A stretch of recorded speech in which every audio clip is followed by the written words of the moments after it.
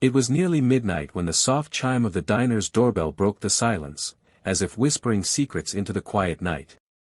Most of the customers had already left, and the streets outside were bathed in dim, fading light. The chef had already gone, leaving only one waitress, Emily Carter, standing at the counter with a tired yet sincere smile as she cleaned up. The door opened, and a man stepped inside, his clothes soaked from the rain, his shoes gleaming despite the weariness on his face. He wandered uncertainly before taking a seat at a corner table. Emily took a deep breath, grabbed a menu, and walked over to him. "Rough day or just craving a late-night meal?" she asked softly. "Both," he replied briefly, brushing his hair back from his forehead. Emily noticed the scratches on his hands and the tiredness in his eyes. She sensed that he hadn't come just for food, his heart seemed heavy as well. "I think you deserve a taste of home. How about our meat roll? It's not on the menu tonight, but I'll make it for you." "Really?" the man asked in surprise. "Thank you very much." Without hesitation, Emily set about her task, even though she knew that making an extra order wasn't allowed during the late shift.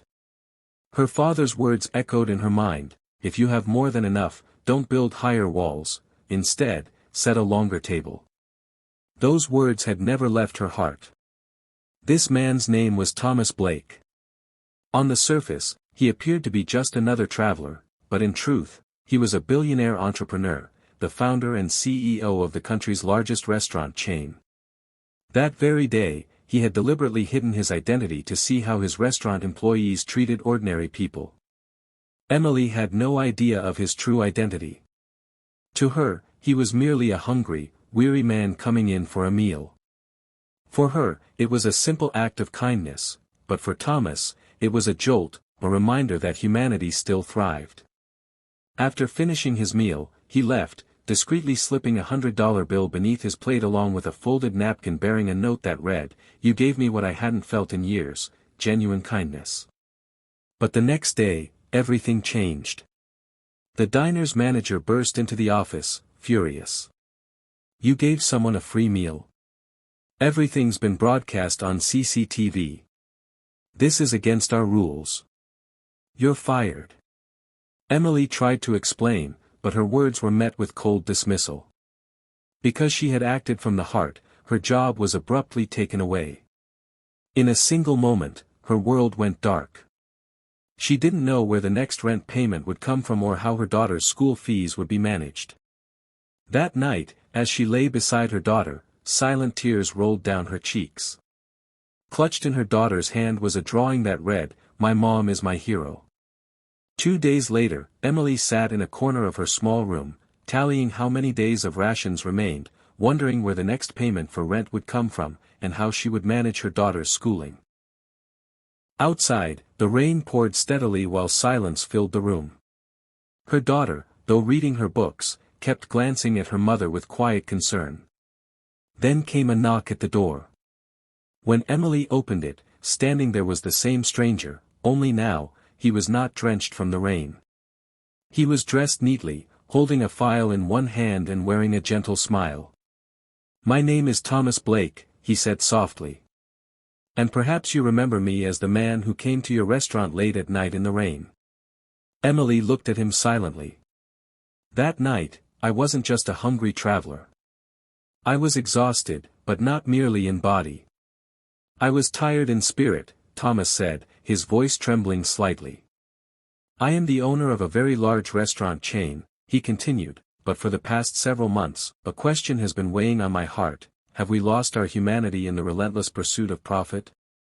Do our restaurants now judge people solely by the quality of their food, rather than by the way they treat one another?" He paused, taking a deep breath. "That's why I decided to secretly visit several branches, posing as an ordinary customer without revealing who I really was." Thomas's eyes softened as he recalled the previous night. "When I entered your restaurant that night, I was not merely hungry, I carried fatigue, anger, and a deep sense of disillusionment. But you treated me as if I were a cherished guest. Without asking any questions or even knowing who I was, you served me the meal you weren't even allowed to give, simply because you sensed that I was in need. He continued, I did eat that meal, but what truly touched my heart was your kindness. The sincerity you showed is something this world sorely lacks. Emily's eyes began to glisten with tears as her daughter watched quietly from a corner of the room. I'm not here merely to offer you a job, Thomas said as he extended a file toward her. This is an opportunity. We want you to join us as our ambassador of human values and hospitality, so that our restaurants can be places where hearts connect, not just where meals are served. Emily's voice trembled, but I'm just an ordinary waitress. How can I possibly do all that? Thomas smiled gently and replied, Emily, true change in this world comes from those who see themselves as ordinary. It's the humble heart, without pride, that makes a difference. Her daughter stepped forward, grasping her mother's hand and softly saying, Mom, you always said that goodness never goes to waste. Today, it has come back to us. Emily accepted the file and silently thanked Thomas. There were no cameras, no reporters, just that small apartment bathed in the light of a transformative moment, one that would chase away even the deepest shadows.